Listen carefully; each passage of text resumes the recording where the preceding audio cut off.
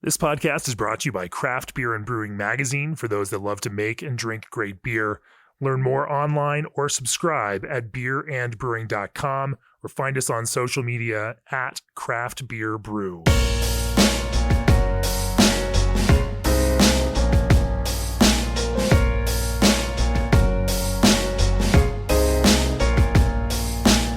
It's episode 274 of the Craft Beer and Brewing Magazine podcast. I'm Jamie Bogner, and we have a special two-part episode today where I talk to two brewers about their beers recently named to our Craft Beer and Brewing 20 Best Beers in 2022. Joining me first is Carrie Fristoe of Black Spruce in Fairbanks, Alaska, who shares their creative and technical process behind the truly remarkable Aromadome Hazy IPA. And then, of course, I talked to John Garcia, head brewer for King Harbor in Redondo Beach, California, about the coffee mole sweet stout they call Choco-Latte. Aromadome scored a 99 with our blind judges. Choco-Latte scored a 98. Both were best in their categories in respective issues of Craft Beer and Brewing Magazine this past year, and both have some interesting commonalities despite the differences in beer styles, as interestingly enough, both use dry yeast. The other thing they have in common is that both have wives due to give birth any day now, so I appreciate them taking time to talk to all of us about their approach to brewing these excellent beers. We're going to dive into the conversations in a second, but first, AccuBrew is a revolutionary fermentation analysis tool unlike anything else in the market, giving brewers unprecedented insight into the fermentation process. AccuBrew helps brewers confirm consistency and avoid problems from batch to batch. From your smart device, you can track and compare sugar conversion, temperature, and clarity, and use that information to continuously improve your process. AccuBrew goes beyond a simple measurement tool. With the AccuBrew system, managing your process and people has never been easier. Visit AccuBrew.io today for a no-obligation 90-day trial. Also, this episode is sponsored by CanCraft and BSG. Need cans? CanCraft has you covered. Get blank, sleeved, and printed aluminum beverage cans with low minimums plus full service support for design through delivery. No matter the size of your business, CanCraft's design and aluminum specialists are here to guide you every step of the way. Visit bsgcraftbrewing.com/cancraft for your complete packaging solution. For this first segment of our Brewers Perspectives Best in Beer episode, joining me from Fairbanks, Alaska is Carrie Fristoe from Black Spruce Brewing. Welcome to the podcast, Carrie. Yeah, thanks for having me. I'm really excited. Before we get started on this, I just want to say you are an absolute saint for talking to me right now. Your wife, Steph, is overdue you all are about to give birth, and here you are talking to me for this episode of the podcast. Your priorities are very skewed on this, but I certainly appreciate you making some time to talk to me and share some of your thoughts on brewing with our audience. Yeah, absolutely, my pleasure. She was all for it. She's one of the owners at the brewery, and I think we're both getting a little bored just kind of waiting around for things to kickstart here. I hope we can, at least kill some time in a productive way. But what I want to talk about is your Hazy IPA, Hazy Juicy IPA, Aromadome, which was one of our top 20 beers of the year, scored a remarkable score of 99 with our blind judges in the IPA issue earlier this year. And frankly, I'd never heard of your brewery before you sent us beer earlier this year, and watching this kind of come out of nowhere and top the charts with our blind review panel was pretty awesome. I mean, it's the kind of stuff that I get excited about seeing, because it's just that pure meritocracy of blind judging. Talk to me, just give me a little, like a quick 2 minutes background on the brewery and your background in brewing and where Black Spruce came from. Yeah, absolutely. And I will say that we were, equally surprised and thrilled to see Aromadome get a 99, and then when it popped into the best of, we were further taken aback. It was really cool. But yeah, so the brewery, we opened up on winter solstice of 2018, so December 21st, the shortest day of the year, a good fit for Fairbanks. It's about 4 hours of light that day, so it was fun, and we had the power go out, which is also fun. But a little bit of history of me is, as a lot of people started homebrewing in college, went to University of Oregon, in Eugene, Oregon, studying chemistry there. Had some friends that were into home brewing, so started doing that with them. After a while, kind of started picking up my own equipment. Had a buddy down in Corvallis, Oregon, that was really into all the science and kind of technical research behind it. So he let me borrow a couple of the basic homebrewing books. Got really into that. Was doing some pretty serious uh, organic chemistry research in a lab, and kind of decided that I really liked all of the science behind it, of doing that chemistry research. But at the end of the day, there was nothing really tangible for me to enjoy or for other people's to enjoy.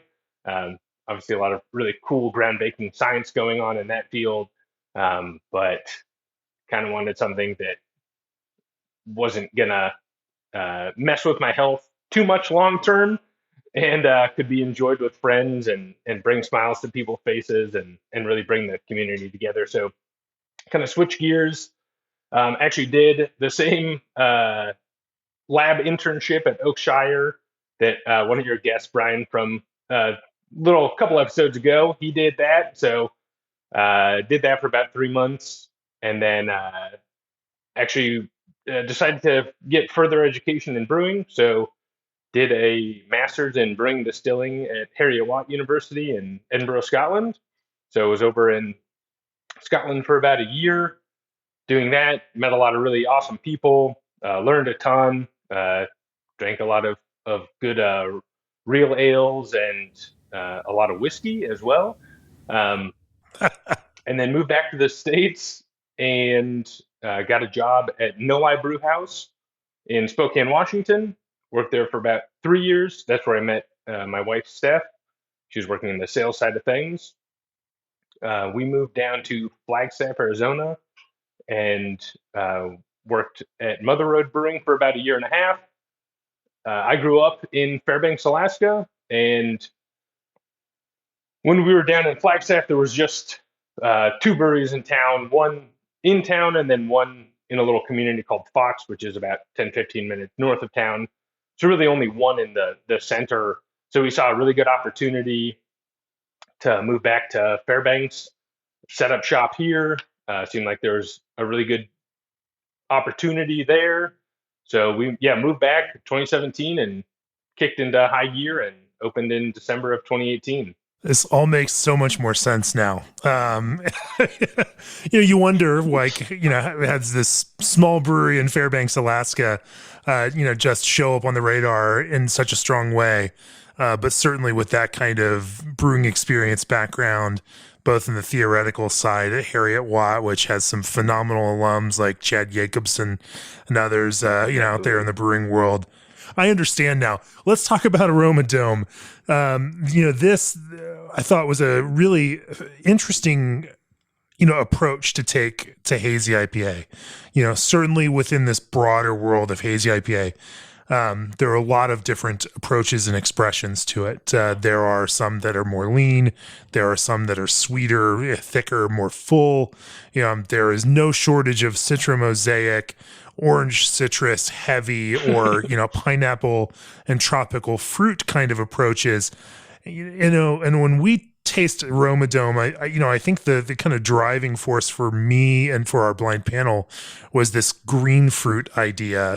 This kind of honeydew melon, this kind of leaner, crisper green fruit, piece. With yuzu more so than orange necessarily. But talk to me a bit. At the same time, it's not a terribly thick beer. I mean, it is a hazy beer. It is a juicy beer.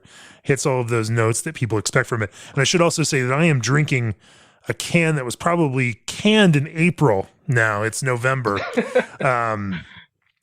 Surprisingly enough, it actually tastes quite delicious, with maybe some light honey notes that seem to complement all of these kinds of green fruit notes.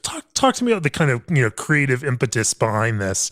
Of as you set out to design a hazy IPA that was going to be appealing to your audience in Fairbanks, Alaska. How did you start to approach that? It definitely is a lot of those things that you just said. And really, when we were going out first to design this beer, we wanted something that was new to Fairbanks. There are a couple spots in town where you can, have some hazy IPAs coming through. Honestly, by the time most beer from out of state gets up here, it's already pretty old. So there wasn't a spot where you could get really fresh, hazy, juicy IPAs. So it was kind of an unknown style I here, mean, there is largely. that brewery down in Anchorage. There's that brewery down in Anchorage that makes a few of them.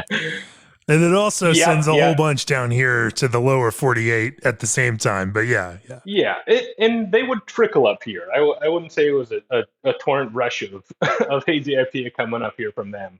There were some people that knew what they were, yes, but largely an unknown style up here. So we wanted something that was in the realm of that hazy juicy IPA, but really took some cues from the more familiar American West Coast IPA. So what we wanted to do was take that not super heavy caramely base of American IPAs, really tone that back down. So we add in just a little bit of Vienna malt into this, which gives it a nice kind of orange hue, and then a little bit of that kind of toasty sweetness to it. Um, and then just a little bit of wheat. And yeah, I mean it's less than 10% wheat in there, and we've found a sweet spot with it to where it gets really good stable haze for us, but it's not super murky. We do make some more, not always murky, but definitely heftier hazy IPAs as well. And then we wanted to pair that with a little bit of residual sweetness to it, but not something that was overly heavy. Still something that you could drink a couple of reasonably well, and 6.3% on the lighter side of ABV for an IPA as well. That kind of all plays into that drinkability, and then hit it with. We always knew it was going to be Citra. Again, there hadn't been really a beer in Fairbanks with Citra focus on it.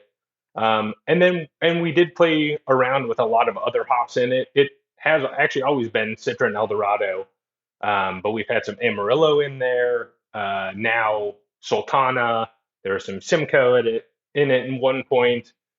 Um, and we just kind of decided to winnow that down to Citra and Eldorado, just because you get that really nice citrusy tropical note with the Citra, and then that kind of more sweet fruit character going on with the Eldorado, and have just always found those to complement really well.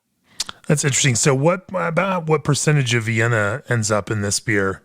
So it's pretty similar to the wheat. I would say it's probably about 7 to 8% Vienna and 7 to 8% wheat. And are there specific malts that you find yourself leaning towards in this? There is a general lightness to it, even though it has that kind of, sweetness to it. And I think that's kind of that's what makes it kind of unlocks some of these other fruit flavors in there that makes them accessible without them feeling heavy. Yeah, totally. And as far as malts, we just for most of our ales, we generally stick with just Great Western two row. They're white malted wheat and they're Vienna malt, so all American malts in this. And then Citra and Eldo become the kind of core hops in this. In that perspective, how do you use those then throughout the process from hot side? I imagine there's not much outside of whirlpool on this one, and then an even heavier kind of dry hop approach to it. Actually, for all of our IPAs, we use the Flex, the flowable bittering hop product. We love it. It's just so easy to use. Weigh it out, add it into the start of the boil. Really good consistency. I really like the bitterness it gives. Pretty smooth on there. So we do that at the start, 60-minute, and then nothing goes in for the whole boil as far as hops. And then another reason why we use the Flex is we actually run post boil our wort through our heat exchange and cool it down to 170 Fahrenheit um, before adding any hops to it, really just to lock in that isomerization. So we hit that bitterness level, that stopped, and then we can add in our flavor and aroma hops into that, the whirlpool, and really just focus on pulling out those oils. You are solid cool pooling on this beer then down at 170. Cool pool all the way. By the time we're done with cooling it down and it kind of settles, we're probably at right around 170, 168, and it stays there for. We do a 10-minute active whirlpool where we add in. We're on a 10-barrel system, and we're adding about a pound per barrel of citra into that, and no El Dorado in the whirlpool, and then we do a 35-minute rest, and then start knocking out into our fermenter. Cool. Where's it go from there? What what is then fermentation look like with this? Is this a London Ale 3? Is this a Conan? I could see it going either way. Honestly, tasting it, I don't know exactly how you are fermenting this. So enlighten me on it. Yeah, so we use the humble Fermentus SO4 English Ale, just dry yeast in there. Um, and this is Really? our really our yep. We've I have done a lot of liquid pitches, and we'll use them for some beers. Definitely the Belgians and like saison style.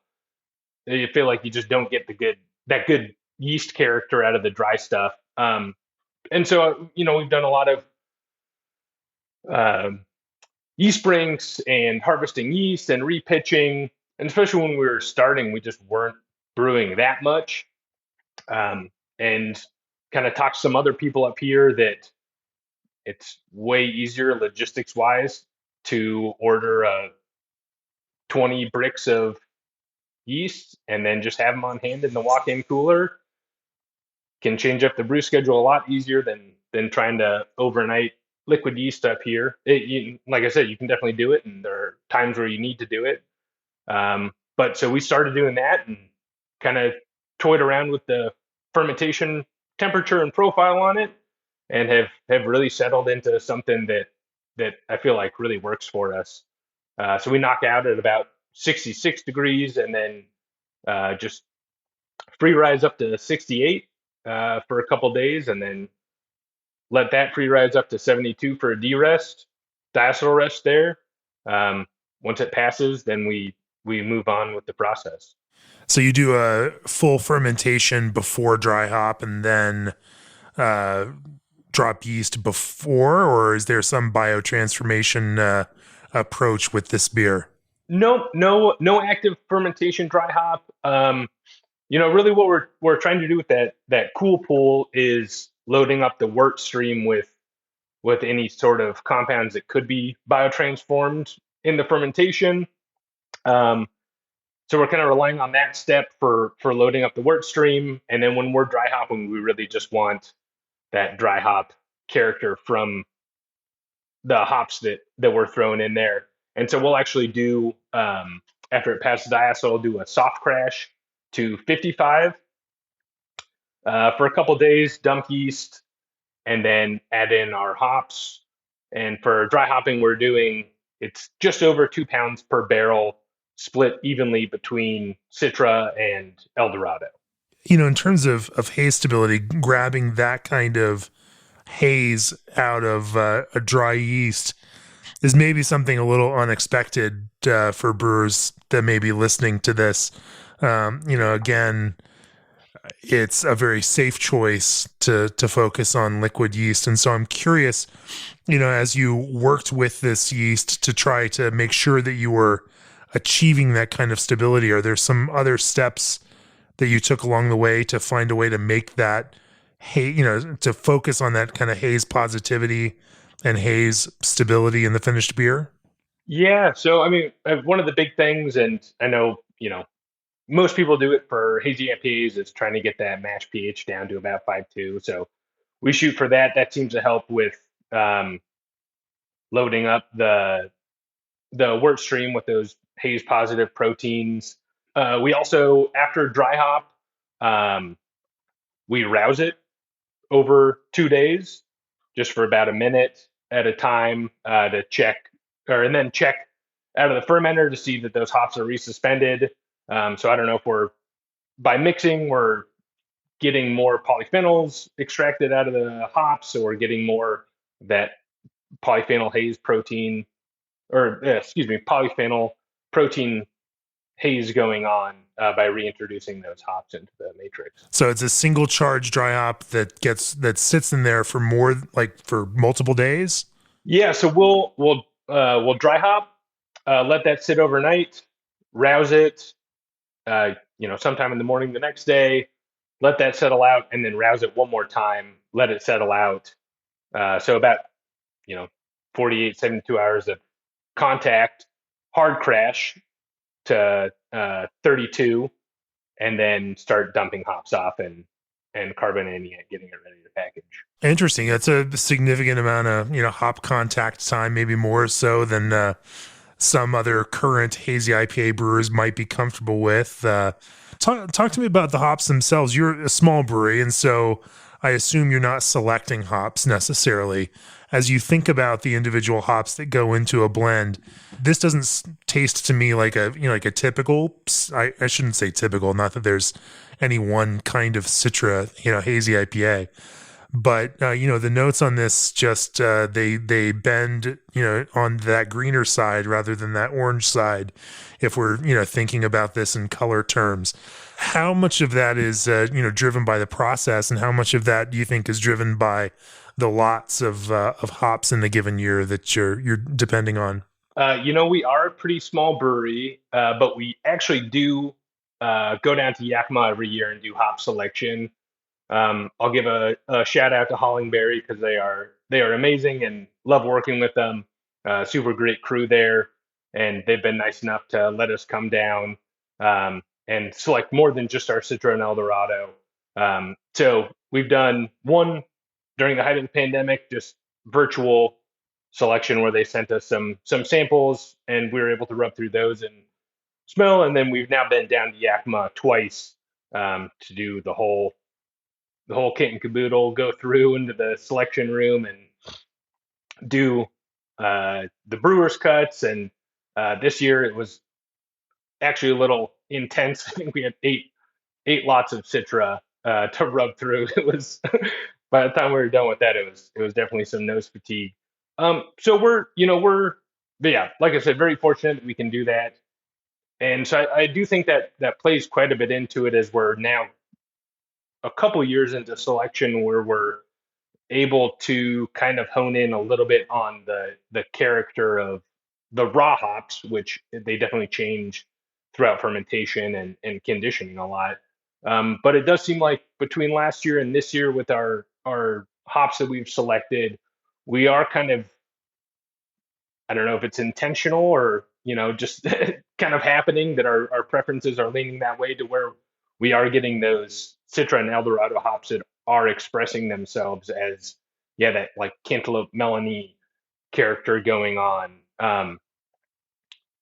Yeah, it's been pretty interesting to slowly be gathering data on what we're smelling in the hops and how that actually translates into the beer year over year. Sure. And I'm sure, it's also a weird thing hearing how when we're drinking it, even through our blind panel, through this packaged beer process sent down to Colorado, where we were judging it, to see how it tastes, in this kind of context. Because all of these things, even altitude, can affect the way that the perceptions of these things happen. No, I find that really interesting. And is there, do you have some sort of mental definition for this, or what is that? Are you trying to achieve a flavor, or are you simply being then driven by the inspiration from the ingredients as you're rubbing them themselves? It's definitely more of the latter. I think as we've kind of been rubbing these hops over the years and kind of getting a sense of the characteristics that the raw hops give, it's definitely informed the beer to some degree. And I will say for last year, the citry we rubbed had a little bit more of a stone fruit quality. Um, and it came through the beer just as kind of a little side accent to it. It was like a little peachy note, which was really interesting.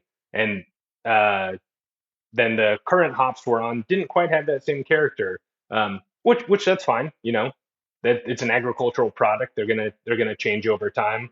But the biggest thing is that we're kind of always selecting in that for right now. We're always selecting in that similar vein of what we think those hops smell like and what we think they're going to translate to in the beer. What does that dry hop mix look like then between Citra and Eldorado as these primary drivers then in the dry hop?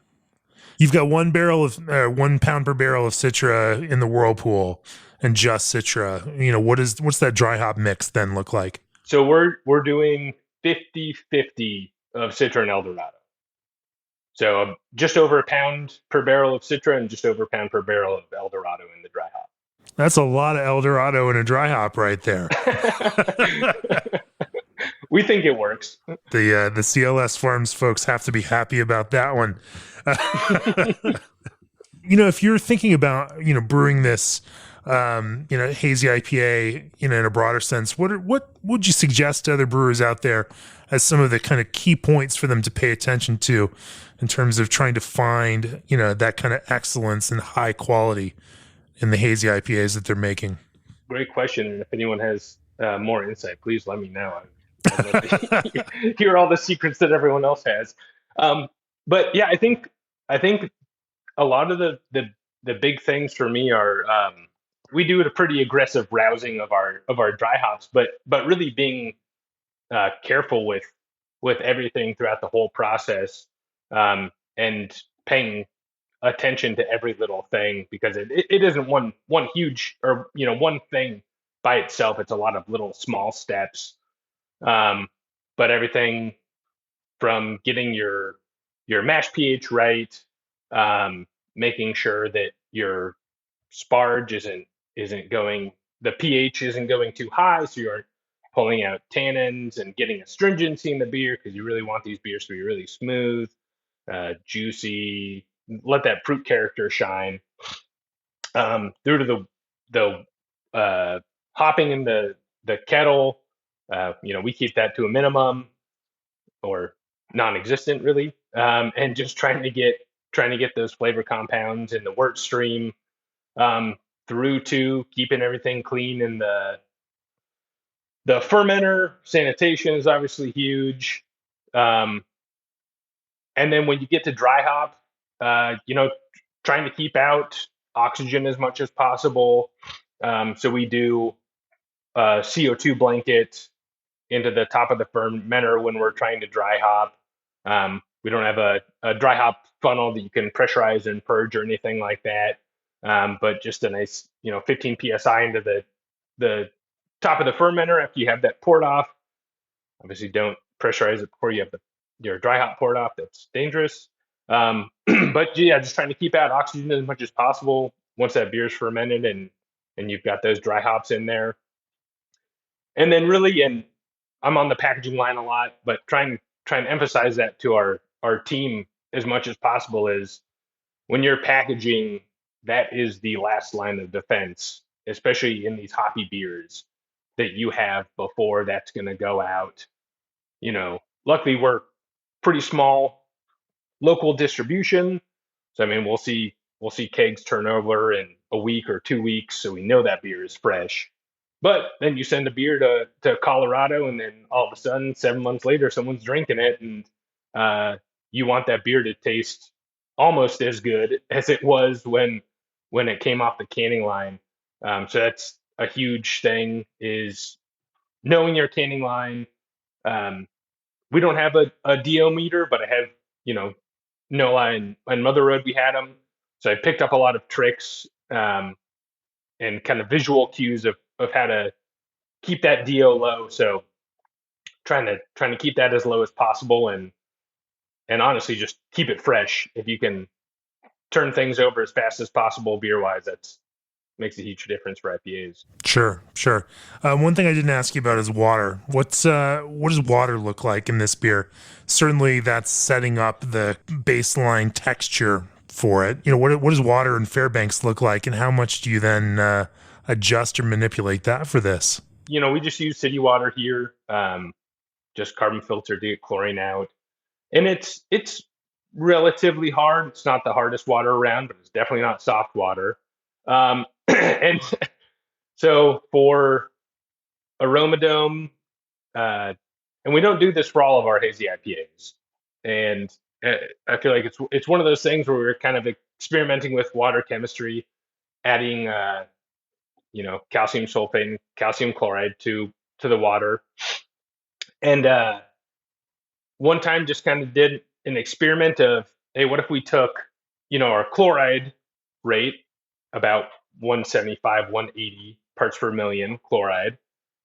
And what if we paired that with more of a West Coast sulfate heavy water profile? So, looking at that kind of similar range of sulfate. So we kind of threw both in there. And so we've got this weird high sulfate, high chloride combo going on for Aromadome. And I don't know if it really makes a difference. Maybe we back that all the way out and it's the same, but it seems like that kind of softening of the chloride while still keeping it pretty crisp and kind of light and punchy with that sulfate. It works for it. So we're still doing that. So we're at about 175, 180 ppm of both sulfite and it's like and chloride. It's like that cellar maker West Coast Hazy IPA approach. Okay. Totally. All right. Here we are. I'm glad that came to me at the end here, because I feel like I was bearing the lead on this one. The deeper I get into this, while those initial green fruit flavors are there, it also tends to resolve with some really interesting kind of classic West Coast IPA undertones that that seem to feel comfortable without being it's not like that full orange and pine kind of character, but it's almost just like these little faint echoes of that back there that feel pleasant, even though there's this little softer kind of sweeter green fruit approach in the front. What's the finishing gravity on this one? It finishes at about 3.5 Plato. Carrie, I appreciate you talking to me about this. It's interesting. Obviously, I'm a big fan of the beer, as are our blind judges. I appreciate you sharing your approach to this. I appreciate you doing this when you and your wife, Steph, are about to give birth and welcome a child into the world. Why don't you get out of here, get back into the family mode there. Congratulations to both of you, and thank you for making this beautiful beer in Aromadome and sharing it with all of us, and then, of course, sharing your process around it. Yeah, absolutely. Thanks so much for having me, Jamie. It's been a blast. Yeah, cheers. Cheers. Balancing barley and hops is your expertise. Food-grade lubricants is theirs. When it comes to what you do, you're the expert. And when it comes to supplying food-grade lubricants backed by service-oriented professionals, Clarion Lubricants are the experts. They'll work with you to create an efficient lubrication program that helps protect your operation. To learn more, visit clarionlubricants.com/foodgrade. Clarion Lubricants, the expert that experts trust. For this next segment of our Best in Beer Brewers Perspectives episode, joining me from Redondo Beach, California, head brewer for King Harbor Brewing, John Garcia. Welcome to the podcast, John. Thanks for having me. I'll just start by saying this is a huge honor. I'm nervous, and when I'm nervous, I ramble, so feel free to shut me up at any time. Well, you are welcome to ramble about how you brew Choco-Latte, French toast latte, and these flavorful stouts that have come out of the King Harbor world. I wasn't familiar with the brewery King Harbor before this year, but then, or actually, I guess it was last fall when you started sending some beer our way.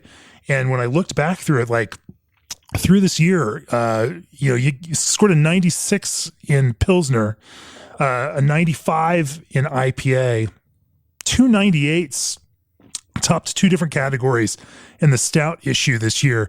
High performance and really making a mark across styles with our panel of blind judges. it's incredibly impressive to see, especially for a brewery to come out. But so just give me a little bit of your background. What's this arc through brewing for you?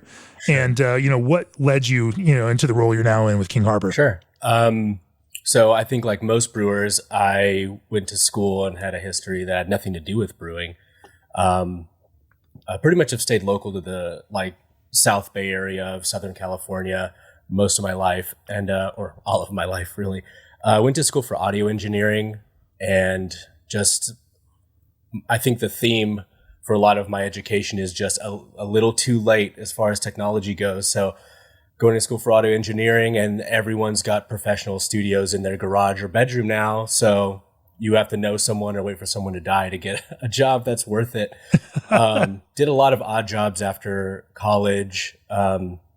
Ended up landing in the digital media transfer world, where I was a film technician. So I would transfer old 8mm, 60mm film into digital for archival purposes, or just, family had a bunch of film they found in an attic one day. A lot of interesting things that we get into another day that I saw in film. And started homebrewing because my wife's cousin, before we got married, had started getting me into craft beer. One of my professors in college was into craft beer and cigars. And so whenever we had downtime, we'd be sharing stones or, whatever he was bringing. Ballast Point was kind of huge around this area at that time. And it took me a while to start appreciating it. But the cousin kind of challenged me to a homebrew competition, of which I took very seriously. And he's yet to brew once. And it just got a little out of hand after that. The biggest turning point was I was working this job that I just was miserable at. Got married, went to Thailand for my honeymoon, fell off a moped, and just destroyed my left arm. Couldn't go back to work properly for about 3 months. But in that time, I realized that if I went back full time, I would be stuck there for another 5 to 10 years. And I really wanted to get out. So there were a few breweries I live in the Torrance area, so I'm sure if anyone knows, there's a lot of really good breweries in this area, including 5 minutes from my house is, Monkish and Smog City, sure, just to name a few.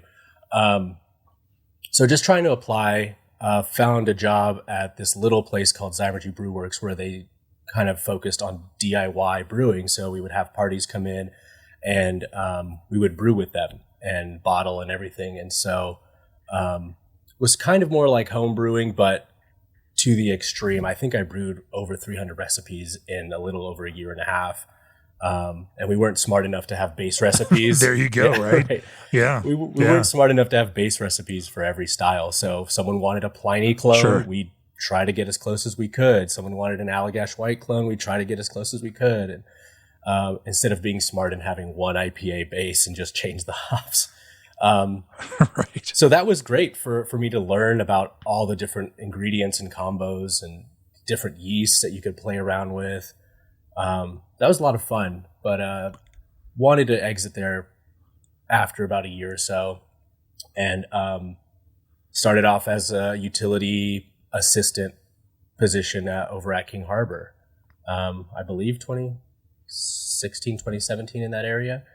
And then just kind of being a little prepared and a little bit of timing, people just started leaving and I would move up. So I was keg washer, stocking the other tasting rooms. 2 weeks later, I got put into the cellar. 2 months later, one of the brewers said he was going to be leaving. So then I got trained up and started brewing, and it just kind of happened like that. And I guess 2 years ago now, mid-pandemic, I love this place, but I feel like the only job I could take is head brewer, and the head brewer is a part owner. So I don't think I'm going to have his job, and decided I was going to finish up the day, polish up my resume, and apply for a few breweries. As I was taking my boots off, the previous head brewer, who's Phil McDaniel over at Eureka Brewing now, came up to me and he's like, "So, do you want to be the head brewer?" I'm like, that's your job. Why would you ever leave your brewery? But yeah, he did, and I accepted, and here we are now.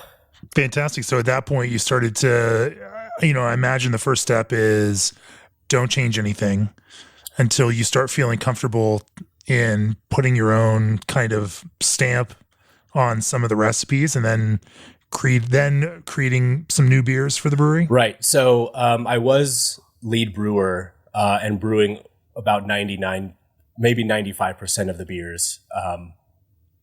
I'm going on 6 years at King Harbor now. So the last 2 years I've been as head brewer, but before that, I've pretty much been brewing most of it. So the first thing was just don't mess anything up. Let's keep everything the same so I could just learn what I haven't done yet. And then we'll start getting to it. But I believe my first thing was just IPAs. Our flagship IPA that really kept us afloat during the pandemic and kept the lights on was Tiki Hut, which when it came out was called a tropical IPA, but by today's standards is pretty old school West Coast, like very malt forward, very bitter. But it all kind of worked together to be this kind of magical coconutty thing, before Sabro was a thing. So I'm like, let's not mess with that beer, but with any new IPA, let's start experimenting with different base malts, whirlpool temperatures, hopping amounts, cold side and hot side, different blends that we just haven't done before, and really spent the time to just try to hit every variable we could. Again, as I previously messaged, wow, it's been a long day, mentioned before we started recording, was I am a big fan of this podcast and podcasts in general. So listening to brewers that I really look up to, like Evan at Green Cheek or Highland Park or Pine House Pizza. We went there before my first kid was born and fell in love with training binds. And now it's this thing that all these brewers I respect are brewing. And I'm like, awesome. My palate was on point. But just listening to how people do everything and anything and just being open to trying things, even if I didn't have a really good reason why, I didn't always say like, we're trying this because this, and it will result that. And it's just more, we don't do this. Let's see what happens on our setup, the way we do things. And, over just trial and error. And we had a lot of IPAs that were just way too bitter, just unbalanced. I think we finally are starting to get in a realm where we're happy with things, and, we're always tweaking and changing. I think a lot of brewers I look up to kind of do the same thing. Clearly, you take this kind of tinkerer approach, right. and you're listening to a lot. You're trying to bring a lot of inputs in. You're trying to learn from folks that are doing things well. But tackling things like spiced and flavored stouts, where you're balancing sweetness, where you're balancing spice, where you're balancing roast flavors, where you're pulling all of these things together. And I'm going to talk about this in broad terms because your French toast latte, it was scored just as high as the Choco-Latte, even though it's a larger kind of imperial stout versus Choco-Latte down in the 6% range. But thinking about pulling all these flavors together, you're now you're dealing with a lot of moving pieces, and you've got a whole bunch of variables to now think about, from amount of spice, amount of heat, amount of roast, quality of that, intensity of that, finding best extraction methods for all of these pieces that ultimately result in this kind of smooth and cohesive flavor, so these things can be palatable, really drinkable, and taste really nice. Talk to me about building these beers. Is Choco-Latte a beer of your design, or is this something that you have evolved then into this? And talk to me about that creative process. Sure. So we don't get to brew stouts very often at King Harbor. I think one of the early themes for the brewery was beer for the beach, because we're very close to the beach, and it's very much a beach city. So we just don't brew them that often. So this has started from my time at Zymergy, where we were able to brew stouts more often because it was like a half barrel system that we were working on. And so I took that mixed with some stouts that we had brewed at King Harbor before I stepped in as head brewer that I really liked. And as I mentioned before, because we don't get to brew these as often, I really took my time with the recipe development on this, meaning just scouring your website and listening to any podcast of any brewer that is known for stouts and their take on it. And something that was super helpful was when I was able to go to my first CBC last year in Denver, and there was a stout seminar with, I mean, the greatest stout producers. And although I'm not a fan of 36-hour boils, I just maybe I'm lazy. I don't know. We don't have the manpower to like have people on different shifts, so it's either me there all day or letting it do it overnight by itself, which I can't trust. But yeah, just getting any information, trying to do what I think is best, and then so Choco-Latte. This is only the second batch that we brewed of it, so I like really just gathered as much information as I could, brewed it, and made some tweaks, and that's the one that you were able to try. So I have some more tweaks if I'm ever able to brew it again. But yeah, it's really just the research and taking the time. I think that question of if you're ever able to brew it again, we should be able to answer through this podcast, or at least through the magazine issue and that inclusion in our top beers of 2022. But as you go about thinking about building a 6% stout, that's got to be a base for some pretty hefty flavors. Yeah. Where do you start in that design process? What's step number one? So the main reason for this beer was because we came out with French toast latte. It was a big hit, I think also because we did it with a local coffee shop, Hi-Fi Espresso. We used their beans for both these beers. So the local community loved it. And the biggest thing was, people want a taste of it because it's 9%. And we just kind of wanted to hit people with the same bold, rich flavor of the French toast latte, but in a more approachable ABV. So that's kind of where this started. And yeah, I mean, I love working with like Mexican spices, and I don't think this beer has it, but a different version had more of a Mexican style cinnamon to it. I really could have gotten nutty with, focusing on the mole aspect of this beer, but I wanted to keep it simple. I didn't want it to be a chili beer, but I wanted the ancho to be there, especially since people are more likely to drink the whole beer because it's, a smaller, more approachable ABV, that after you've had like half the glass or so, you start to feel that kind of tingle on the tongue and maybe get some of those leathery notes from the toasted ancho. But grain bill, yeah, is we start with like a Simpsons Maris Otter base. I've become a huge fan of Simpson malt. So both this beer and the French toast latte both have a good amount of Simpsons malt in there. And you find that even within this, this beer where these other flavors become, so prominent in it, and some of that, even that roast character and that kind of sweetness that's coming from other places, that Maris Otter character still comes through? Yeah, I would say so. I think if I was going to have a shot at another stout, I'd probably like to try something else just to see if I really can pick up a difference, and if I, right, which way do I lean on that difference. So next time I would probably either go with a Golden Promise or even a 2-row just to see what that does. But unfortunately, like I mentioned, we don't get to brew a whole lot of stouts. So I know that one beer we did that I really liked had a Maris Otter base. So I'm like, well, let's start there.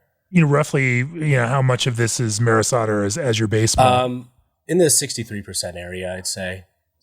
So the 63% area. Yeah, 63. That sounds like a pretty precise number for I wanted to be prepared. Area. I wanted to have all my math. Fair enough. No, that's good. That's good. So what talk to me about the rest of the malt bill. Sure. So one of the themes that kind of carries through when you listen to anybody talking about stouts is you have your base malt and you approach that however you want to get what you're looking for.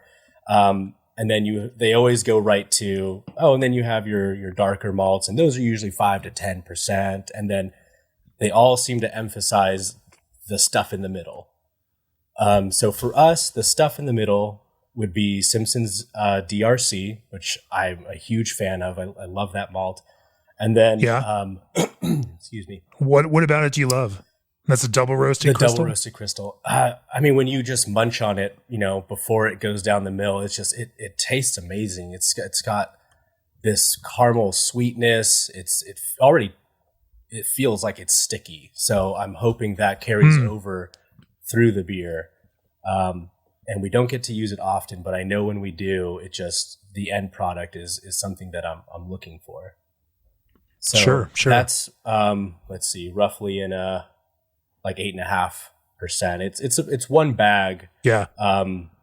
We have a 15-barrel brew house, but we have a few 7-barrel fermenters, and these beers just go through our 7-barrel fermenters. So we're filling up, like, our kettle full for boil is about 11 barrels because this is a 2-hour boil. So it's one bag out of 650 or so pounds.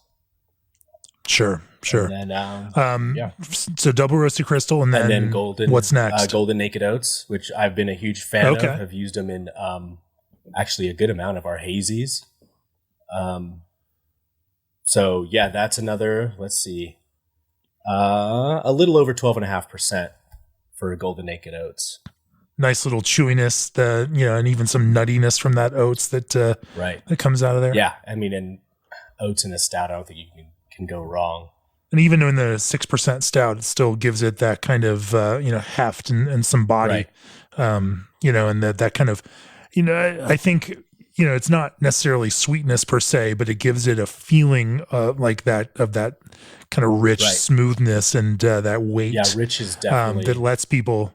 A word I would use. And I think, as it all comes together, as I start thinking about this, like, and we can talk about the impact of vanilla down the road, but I think all of those pieces start playing together, as we wrote in our description of it, to play this kind of psychological game that convinces you that it's a little bit sweeter than it actually is, which is this wonderful way of keeping it drinkable while also providing all of these kind of decadent pieces that are ultimately not quite as decadent as you think that they are. You can keep drinking it even if it feels like it's something that you might only want to drink one of. So sorry for no that's I'm going down my other tangent. Talk to me about the rest of the malt here. So then we finish it off with all the darker malts.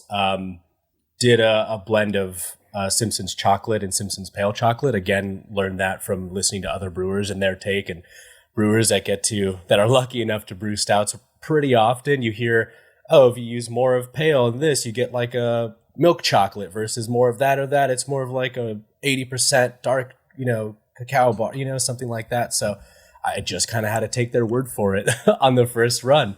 And went about even split. I swear I did not put you up to this. This is all new to me right now too. But I have a big smile on my face. Trying to get you some more subscribers over here. Hey, that somehow some of what we've talked about here on the podcast is actually feeding back into some of this process. Yeah. That's amazing. It's so cool. That's awesome. Yeah, John. I mean, I wish I could say I'm doing this just to flatter you, whatever, but it's the truth. Just listening to other brewers, especially with something I don't get to brew very often, I have to just collect all the data points and choose the one I prefer, the ones I think are best, and then just kind of go for it. And yeah, luckily enough, I was able to brew it twice. So the second time I was able to make a few more changes. I'll say that versus the first batch, I did up all the dark malts. It was a little bit flabbier in the beginning, and I'm a big fan, in my ripe old age of 35, of darker chocolate these days. Like milk chocolate just does not do it for me these days. So I wanted to hit it just a little bit harder. But yeah, so those are 5.4% each, and then finish it off with some Breeze Midnight Wheat at about 4.6-ish. And that's because we had it. These beers don't really... I'm pretty sure ownership won't be listening, but if I had to sell these beers and get approval for them, they would have been knocked down so fast. So what I've done for a lot of these, what I call like selfishly brewed beers, is that I'll place ingredients slowly when I make an order, with BSG, and there's like, we have room for maybe 3 more bags of malt. I think I want to brew a stout in a few months. Let's add it there. And it's just this brew took 4 months to make before I could actually brew it. Just to collect the ingredients on the side, along with some of these other things. Yeah. Sure. It's great when we get these kind of accolades, because if I get in trouble, I'll be like, well, look what we've done with it. So, Well, if anyone in the ownership tries to cancel this beer in the future, you just send it to me. We'll have a conversation about this. No. So mash process around this, clearly, now you're shooting for a, smaller kettle fill on this, which means that you're still, and this is only a 6% beer. So you're not truly packing the mash tun full the way you would with a similar imperial stout. But how do you approach this? Also knowing that you can't leave a ton of residual sweetness in this as a 6% beer, or else it's going to be cloying. Mm-hmm. You also need the yeast to be able to work on this. So what's mashing look like with it? So it's single infusion, direct fire setup. So we hit it at about 154 for the rest. All of our beers are generally about a 60-minute rest, 20-minute boil off, and then go ahead and send it over to the kettle. So we did some finagling with our brew setup, and we were able to turn our burner on without it hitting the level sensor. So for a beer like this, we hit it on a little early because, why not? Let's get some of those like Maillard reactions going early. And because it's a little bit of kettle caramelization in there too, just to keep it fun. Yeah, for sure. Cool. And then because it's what we consider to be a 7-barrel batch, a lot more evaporation versus a full, a 15-barrel batch, which is like 18 barrels kettle full kind of a thing. So how long do you end up boiling for? This was a 2-hour boil. Okay. Yeah, so it's still something reasonable and manageable exactly. Let's then flip in. I assume there's no kind of spicing and flavor addition then on the hot side on that, and most of that's happening post fermentation. Where do we go from there? So actually in the whirlpool, I do add cocoa powder, some lactose. And I do add the cinnamon and the ancho chili all on the hot side. So while just to pasteurize it, basically. I like what you get from hot side cinnamon. We've done it a bunch in our beers. It just allows us to kind of layer it in a little bit better. It comes across with more of like I like more like a baked cinnamon. It just kind of melds all together. And then if it's enough, it's enough. If not, then we're able to top it up on the cold side. So I think the way this turned out is, I don't think I would necessarily increase cinnamon hot side because I kind of like where it landed. So for this, I do like doing a hot side, cinnamon addition and cold side. So the cool thing about the 2-hour boil is I'm able to, process the ancho chilies myself. So, we've got a tiny little Black & Decker toaster oven in the brewery, and I'll devein and deseed them again because I didn't really want any spice. Just like a hint of it. I didn't want it to be a chili beer. I just wanted it to be like just part of everything. I didn't want it to stand out too much. So while everything's happening and I have downtime, I'll deseed and devein a couple pounds of ancho chili, toast them up, put them in a bag, and then just let them go for a nice little whirlpool, and then it just sits in the kettle until knockout is done. So you toast them then before you throw them into a mesh bag and throw them into the whirlpool? Yeah, in hopes that, we just pull out any oils, anything like that, that'll be awesome. I mean, you smell one untoasted versus one toasted. I mean, my preference is the smell of a toasted ancho chili. And cocoa powder, same kind of thing on that hot side. Is that just really to get it well mixed through that process, or does the heat impact that in some positive way? That was another homebrew thing that I carried over, and I think it works. We're doing maybe 16-ish pounds of cocoa powder. Excuse me. I don't expect it to be this gigantic contribution, but it's one of those things that if we got rid of it in this beer, you would notice. So I think it is lending to something. I know I was worried about, what I was reading was like oil contribution and it would ruin the head retention and whatever. And, I don't think head retention in some of these stouts are great to begin with. So I wasn't I'm sitting here with a glass and I'm able to rouse it up and kind of like get a little head going again. Sure. Yeah, I think it just kind of adds to the layering and the complexity. So then when we hit with just like cacao nibs on the cold side, we already have a nice base to work off of. Let's talk about ingredient sourcing on there for cinnamon. Obviously, lactose is just lactose, but cocoa powder, not all cocoa powder is the same. Right. And ancho chilies, obviously you're getting them fresh and then deveining and toasting, or deseeding, deveining, toasting. But the quality certainly can matter in these ingredients. Mm-hmm. Where do you find yourself sourcing these things from? So the cinnamon and the cocoa powder came from San Francisco Herb Co., which is kind of like the main source we use for a lot of our, anything really, just that's not like a typical brewing ingredient, sea salt, cinnamon, everything, hibiscus, we use a lot. So it is, oh man, this is the part I didn't prepare for. It was, I think it's, maybe it's a Belgian baker's cocoa powder. It's not just like a standard one. It's like it's one where, I believe that maybe the fat is less of a concern and it's just a higher quality cocoa powder. I found that on San Francisco Herb Co. as well. Cool. So we use that. The anchos, I believe, were sold out. So I had my brother run to our like a local Mexican market, and I just told them to just take what you can, just as long as they're in good shape. Yeah. So these were like, they still had a lot of moisture to them. They smelled amazing. So we've done that a few times with like hibiscus and cinnamon. We just ran to our local Mexican market and picked it up. Good luck repeating that, anyone not in Southern California, with your local Mexican market. Yeah. All right. Some of the secrets you can hold for yourself there. No, that's great.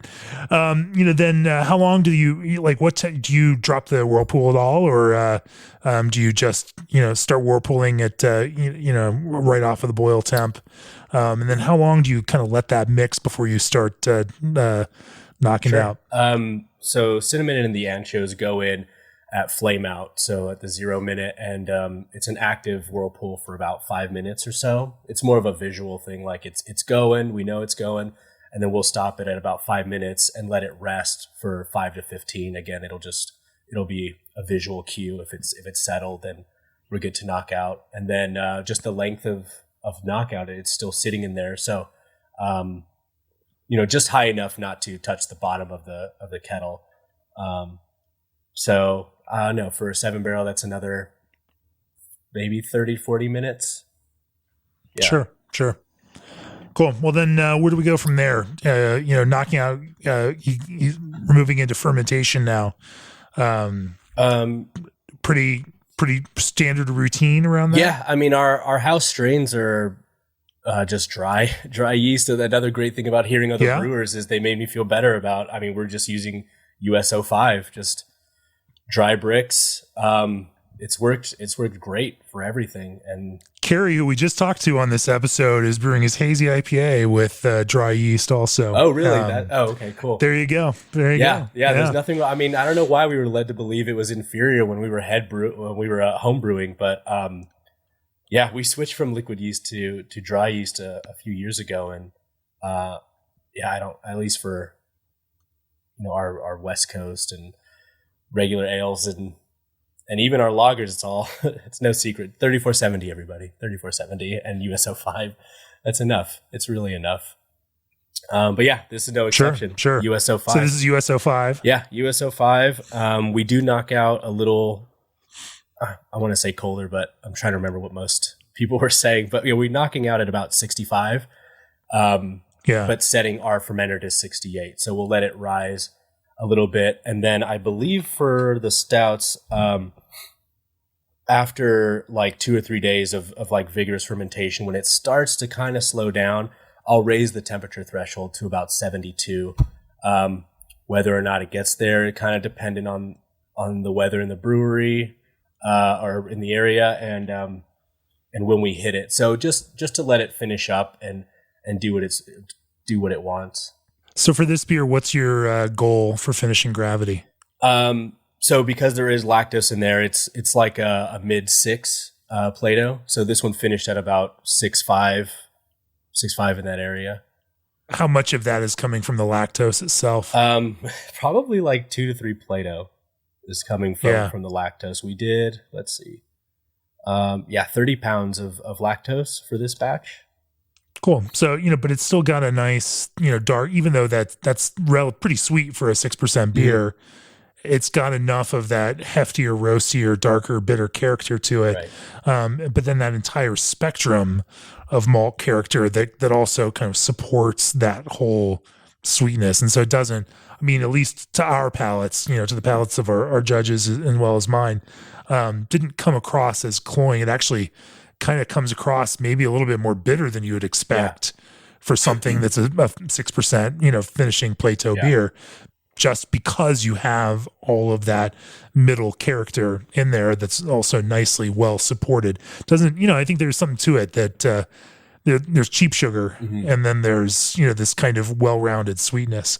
Let's talk about the rest of that kind of cold side process. So you mentioned you then add cocoa nibs, then post fermentation, you've got more, some more tweaking to kind of build the smoothness of this, of the beer. Talk to me about that. Sure. So once everything is said and done and we know we have a stable final gravity, we'll go ahead and I think for our stouts, we're kind of doing like a slower crash, but eventually we'll get to 32. And then at that time, we'll add cocoa nibs. For this batch, we did Ugandan vanilla beans. So it's my first time using Ugandan. Usually we don't have a lot of need for vanilla, unfortunately. So it's usually Madagascar. But I wanted to play around. And again, hearing brewers talk about it, the thing that sold me was a few of them were saying that they really get this like cookie dough, this kind of this sweetness that's not traditional vanilla, and it kind of lends to be its own like special thing. And that's kind of what I was looking for. So I'm really happy with the Ugandan beans here. I will say we may or may not have processed these and had them soak for a week before adding them to the tank. You sanitized them. We sanitized them. You sanitized them. With a very specific sanitizer for about a week before they went into the fermenter. How much vanilla, for this 7-barrel batch, basically? It was 2 pounds. Okay. Yeah, and then 11 kilograms of cocoa nibs. And I say kilograms because that's how BSG sells them. Well, for sure. But that vanilla, I think, was the kind of glue that pulled the beer together. That it heightened the idea of sweetness. Even though there's 6 Plato, it's still decently sweet in itself. But the vanilla certainly supported the idea of decadence there. But again, balanced so nicely with some of those darker roast characters. How did you finish off the beer? How'd you carbonate it? What's your finishing goal for it? So I think you all said it best, where the vanilla was kind of the glue for everything. And I would really agree. It just really softened all of the edges and pulled everything together. And the last thing I didn't mention was that we use those hi-fi espresso beans. It's one of their house blends called Mamma Mina, and we have them do a coarse grind on them. And we do our own kind of like cold brew concentrate. So we'll deaerate and kind of sterilize some water, let it cool down, and then the next day we'll add the beans. And then the following day we'll separate everything and just pour the remaining liquid. So we start with about 10 pounds of beans, and it turns into about 3 gallons worth of this kind of cold brew concentrate that we throw in there. And then, we've just, luckily the 7 barrels are the only tanks we have that have carb stones in them. And we carb, I believe we carb to, let's see. So this batch we carb to, at least our ZOM reading was 245. I think if we were fancy enough to have like a nice readout, it'd probably read more like a 2.3 or something like that with a C box. Yeah. But a little lower than what we normally do. But again, that's what we were going for this beer. So that's awesome, John. Let's finish by, if you're tasting this again. Now, of course, knowing that we think it's a phenomenal beer and doesn't need any changes, but you're a brewer. Yeah. And, you certainly have now gone at it and tasted it. And this is batch number 2, and you may not be done making it all it can be. What's next on your mind for this? It's hard to say, because I think this beer is a little dated now. It was brewed, I believe, like early February, so it's got some age on it now.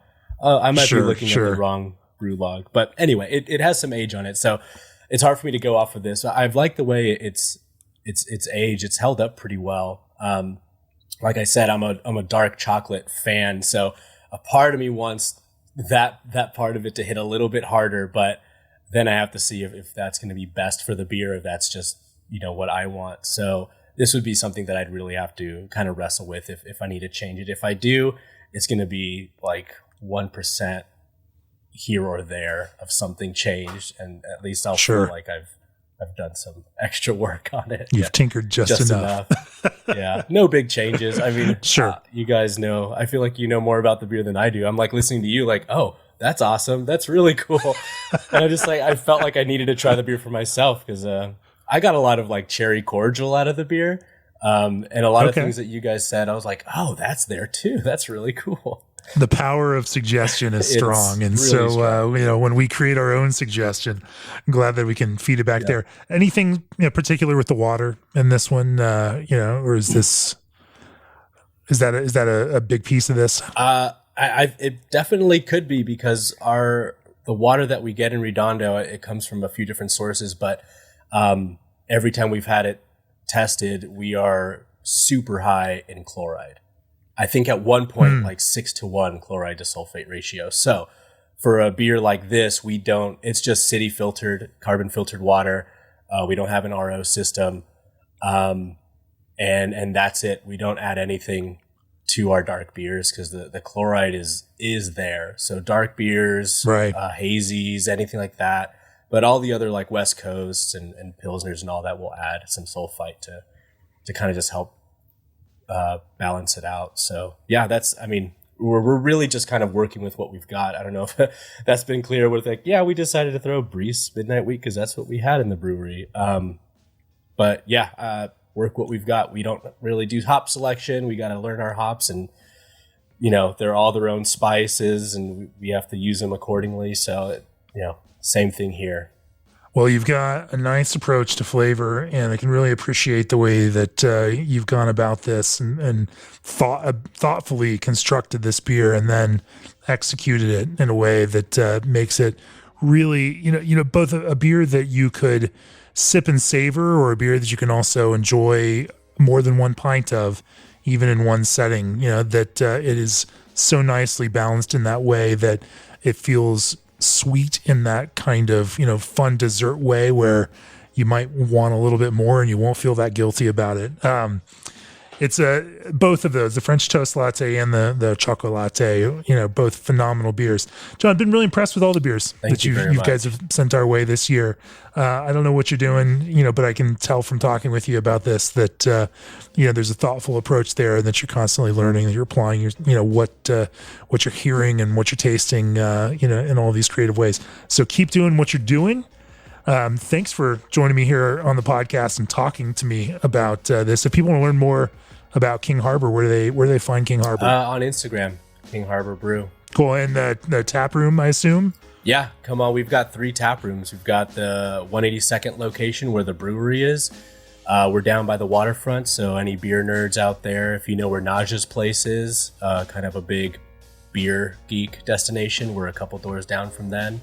And then we've got one more spot in the Riviera Village, also in Redondo Beach. Come on down to any of the tap rooms. Well, John, it was fun talking with you. Thanks for joining me. And it's cheers. been a pleasure. Thank you. I'll be back at it Friday with a conversation on lager brewing recorded in Brooklyn with Brett Taylor of Wild East. But until then, AccuBrew is an analytical tool designed to collect and compare the information brewers need to produce consistent results. CanCraft's design and aluminum specialists are here to support your business every step of the way. And when it comes to supplying food-grade lubricants backed by service-oriented professionals, Clarion Lubricants are the experts. Once again, go to beerandbrewing.com, click on the subscribe button, let us know this content matters to you. It's your subscriptions that make it possible for us to bring you these brewing conversations every week, sometimes twice a week, and we couldn't do it without you. We really, really do appreciate your support. And of course, as you're diving in this holiday season, Craft Beer and Brewing makes a great gift for that brewer in your life or that person that just loves craft beer and wants to learn more about it. And of course, you help us continue our mission to bring you this great content when you subscribe and support us. Or if you're currently a subscriber, consider upgrading your subscription to an all-access subscription, and checking out our all-access videos and all the other things that come along with that. Both of those things go a long way to helping us continue with our mission here. Thanks for listening. We'll be back soon. Cheers.